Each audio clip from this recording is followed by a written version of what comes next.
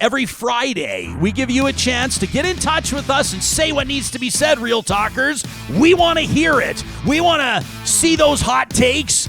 So welcome to episode 1 of The Flamethrower, presented by our friends at the DQs of Northwest Edmonton and Sherwood Park. Of course, we had an interview yesterday with the spokesperson from Canadians for Justice and Peace in the Middle East. The interview went a little bit sideways, and a lot of you were in touch with the show, so this is a special edition of Trash Talk. This is your response to that interview on Thursday's episode of Real Talk. Adam says, Jess, while I've always enjoyed listening to your show and your take on most newsworthy events, I just couldn't get through that episode.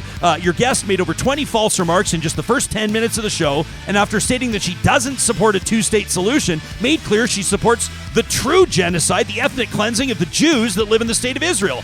Even the map that was shared of Palestinian land being stolen, shrinking, is a common piece of propaganda used by anti-Israel activists around the world. I would trust you would be interested in having someone on your show who could set the historical and factual record straight. That from Adam. This one from Cam, who says, I was happy to see your guest on the show that morning because the Palestinian perspective is sorely misunderstood in Canada. Please continue to invite guests that challenge you and the audience to broaden our perspectives. It was disheartening to see, though, says Cam, that the interview degenerated in the way that it did. It was obviously cut short. Not really, Cam, he says, but I believe that you did not live up to your standard as an interviewer, Ryan. In particular, you interrupted her description of the daily violence inflicted on Palestinians by the Israeli occupation in order to repeat Israeli talking points about hostages taken by Hamas. The hostages are not what is causing Israel to commit countless atrocities over the past 12 days, nor are they the cause of the 75 years of occupation. It seems clear to me, says Cam, that your guest was doing her best to make it clear to you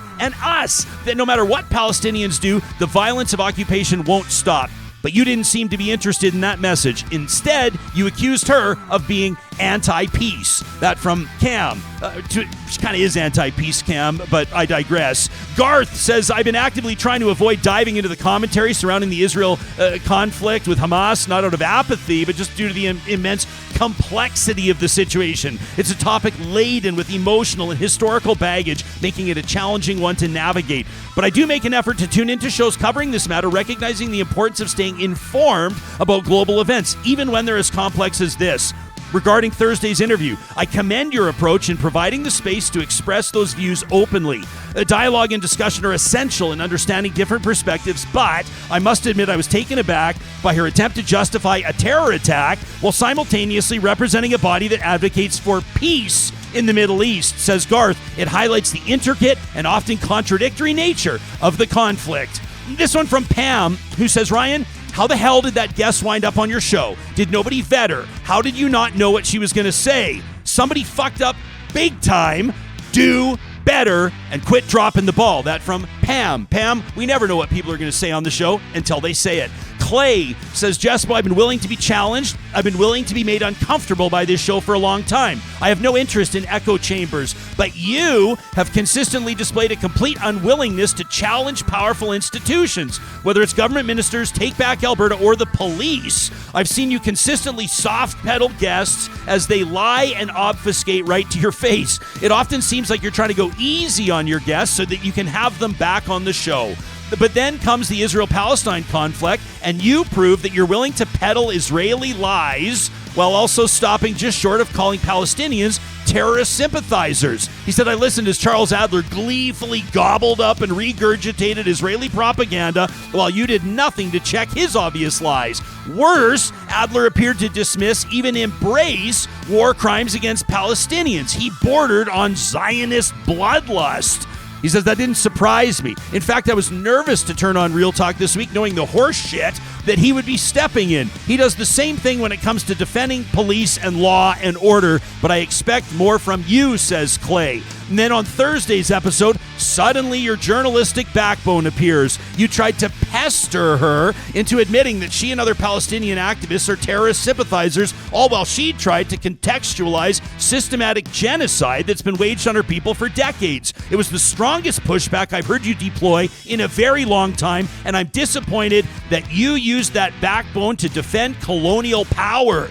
Clay says, I hope you're able to reflect on the way that media, you included, has defended and amplified Israeli propaganda. Israel has a proven track record of lying about human rights abuses, and you fell for it hook, line, and sinker. That from Clay. And this from Catalina, who says, Ryan, regarding Thursday's interview, contrary to your guest's interpretation on Twitter, I found you to be generous with the amount of time you gave her to express her opinions. Even when you challenged some of her assumptions, I felt like you handled her with kid gloves. Her assertion that Israeli soldiers committed mass murders on October 7th at the music festival, that's patently false. Hamas itself live streamed the atrocities. The number of dead and the means in which they died has been corroborated by Reuters, The Guardian, and many other unimpeachable sources. Another gross misrepresentation of the facts presented on Thursday was about the bombing of the hospital in Gaza. She said Israel was responsible, that 1,000 people had been killed. Again, this is false. Recent reporting by Julian Barnes in the New York Times on October 19th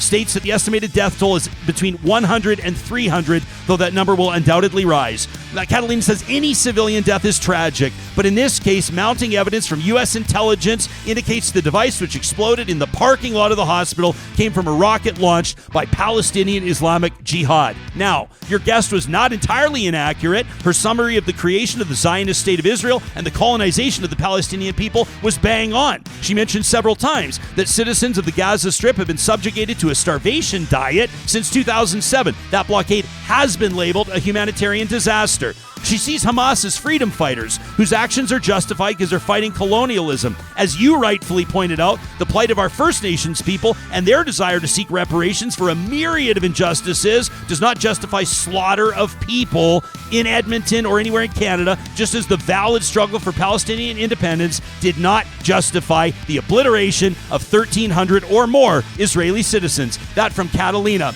You can let us know what you think. There's more emails on that interview, and we'll get to more of them as we continue our coverage of this tragedy in the Middle East, and that'll happen next week and beyond, though we'd love to see it as short as possible to state the obvious. You can send us your flamethrower message anytime by sending the email to talk@ryanjesperson.com. The Flamethrower is proudly presented by the DQs of Northwest Edmonton and Sherwood Park. Make it a great weekend, friends. Be good to one another. Let us know what you thought about the shows this week, and we'll see you right back here next week. Thanks for supporting Real Talk.